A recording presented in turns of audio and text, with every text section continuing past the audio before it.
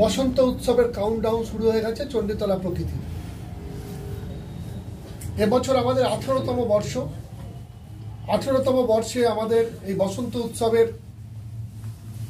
কোন কোন শিল্পী এবছর আসছেন এবং কি আমাদের ভাবনা অর্থাৎ পলিওগ্রাফি, সেটা নিয়েই আজকে আমরা সাংবাদিক সম্মেলন করছি।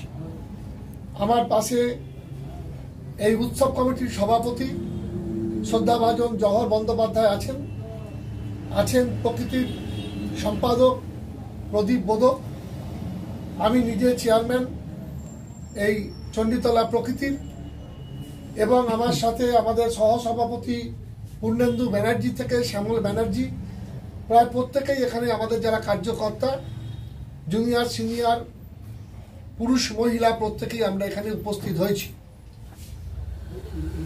এবারের বসন্ত উৎসবের আমাদের ভাবনা,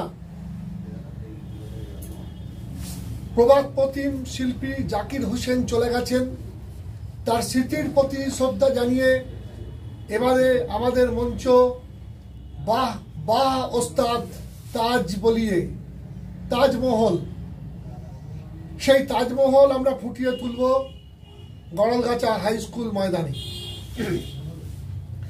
সেই জানেন গতবারে আমাদের ভিক্টোরিয়া হয়েছিল, তার আগে নাটোরের আমাদের রাজপ্রাসাদ হয়েছে, কখনো আমাদের জমিদার বাড়ি হয়েছে। বিভিন্নভাবে আমরা প্রত্যেক বছর এক একটা থিমের মধ্যে দিয়ে আমরা আমাদের ভাবনাকে ফুটিয়ে তুলি। আগামী 13ই এবং 14ই মার্চ গড়লগাছা হাই স্কুল মাঠে চণ্ডীতলা প্রকৃতির বসন্ত উৎসবে এবারের ভাবনা আমরা সেই প্রবাদ প্রতিম শিল্পী জাকির হোসেনকে স্মরণ করে আমাদের ভাবনা সেই তাজমহল, এবং সেই তাজমহলের এক কোণে থাকবে পণ্ডিত জাকির হোসেনের প্রতিকৃতি, তিনি তবলা বদনরত অবস্থায় আছেন। এটা আমাদের বসন্ত উৎসবের ভাবনা।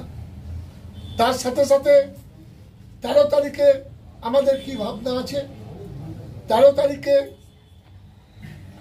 আমরা প্রত্যেকটি এই যারা আমাদের লোকাল অর্থাৎ স্থানীয় নৃত্য এবং সঙ্গীত যারা আমাদের কাছে অ্যাপ্লাই করেছে এবং যারা এখানে সারা বছর ধরে ভালো পারফর্ম করে, সেই প্রত্যেক নৃত্য এবং সঙ্গীত গোষ্ঠীকে আমরা অল্প অল্প করে সময় দেব, এবং আমরা 6টা থেকে 8টা পর্যন্ত প্রায় 25 থেকে 30টা আমরা এই এলাকার বিভিন্ন নৃত্য এবং সঙ্গীত গোষ্ঠীকে আমরা তাদের পারফর্ম করার জন্য আমরা এই মঞ্চটি দিচ্ছি।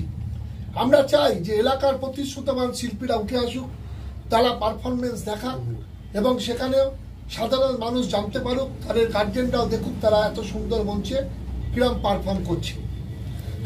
এরপরে 8টা থেকে 9টা 13 তারিখে আমাদের থাকছে আবিরের উৎসব, এক মুঠো আবিরের অনুরাগে রঙের উৎসবে। সেখানে পশ্চিমবঙ্গ তথ্য সংস্কৃতি দপ্তর থেকে ঢাকি থাকবে, শ্রীকল থাকবে, মাদল থাকবে, সেখানে আমাদের ছৌ নাচ থাকবে, আদিবাসী নৃত্য থাকবে, রংপা থাকবে, এবং তার সাথে সাথে প্রত্যেকটা নৃত্য এবং সঙ্গীত গোষ্ঠী অংশগ্রহণ করে একে অপরকে আমরা রঙে রাঙিয়ে দেব, সম্প্রীতির রঙে আমরা রাঙিয়ে দেব, আমরা সেই মিলনের রঙে আমরা রাঙিয়ে দেব, এবং সেই রঙে আমরা রাঙিয়ে দেব আগামী 13 তারিখ 8টা থেকে 9টা একদম শান্তিনিকেতনের ছোঁয়া। এবং এটা তো অনেকেই বলেন যে এটা শান্তিনিকেতন মানে মিনি শান্তিনিকেতন, এখানেই শান্তিনিকেতনের সেই যেন বসন্ত উৎসব নেমে আসে। এবং গাছগুলোকে পর্যন্ত আমরা রঙিন আলো দিয়ে সাজিয়ে তুলি, একটা বসন্ত পরিমণ্ডল। এবং আপনারা জানবেন যে প্রত্যেককে আমরা পলাশ এবং শিমুল ফুল দিয়ে আমরা অতিথিদের বরণ করি, এবং প্রত্যেকে আমরা এবং আমরা যে আবিরগুলো ব্যবহার করি রং খেলা, সেগুলো কিন্তু ভেষজ আবির। এটা আমরা ভেষজ অর্গানিক জিনিস আমরা ব্যবহার করি, এবং সেবারেও সেই ব্যবস্থা থাকবে। সেই যারা অতিথিরা আসবেন তাদের একটু আবির মাখিয়ে দেওয়া, আবিরের তিলক কেটে দেওয়া, তার সাথে সাথে তাদের একটু শিমুল ফুল একটু পলাশ ফুল হাতে তুলে দেওয়া, এভাবে এগুলো সব ব্যবস্থা আমাদের থাকছে। এগুলো মূলত জহরবাবু চিন্তা ভাবনা করেন। আমাদের জহরদা জানেন উনি একজন বিচিত্র সঙ্গীত শিল্পী এবং থাকছেন, এবং সকলে মিলে ভাবতে থাকবে। আমরা চাইছি যে কত সুন্দর একটা পরিমণ্ডল, একটা এনভায়রনমেন্ট তৈরি করা যাক, এবং যেখানে মানুষ একটা সুন্দর, যেভাবে আমাদের একটা সুনাম হয়েছে প্রত্যেকবারে মানুষ বলে কলকাতার পরে এত সুশৃঙ্খল প্রোগ্রাম আমরা হুগলি জেলায় দেখতে পাই না। সুতরাং এই সুন্দর প্রোগ্রামটাকে আমরা আরো সুন্দর করার জন্য বদ্ধপরিকর।